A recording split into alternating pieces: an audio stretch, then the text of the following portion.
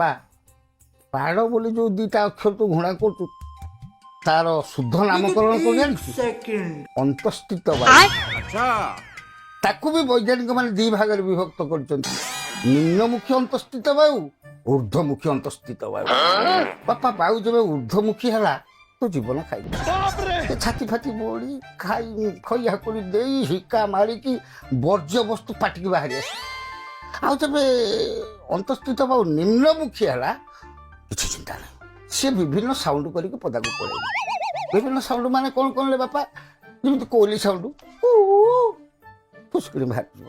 ଆଉ ଗୋଟେ ତାର ଅଛି ଫୁସୁରା ବାଣ ସାଉଣ୍ଡ, ବାପା ସିଏ ଯେତେବେଳେ ଯିବ ସେ ଏରିଆ ଆମିଳା କରିଦେବ। ତାପରେ ବାପା ଆସିବ ଗୋଟେ ଶଙ୍ଖ ସାଉଣ୍ଡ, ସେ ଯେତେବେଳେ ଯିବ ସେ ଲୁଗାକୁ ଟେକିକି କଚାଡ଼ି ଦେଉଥିବ।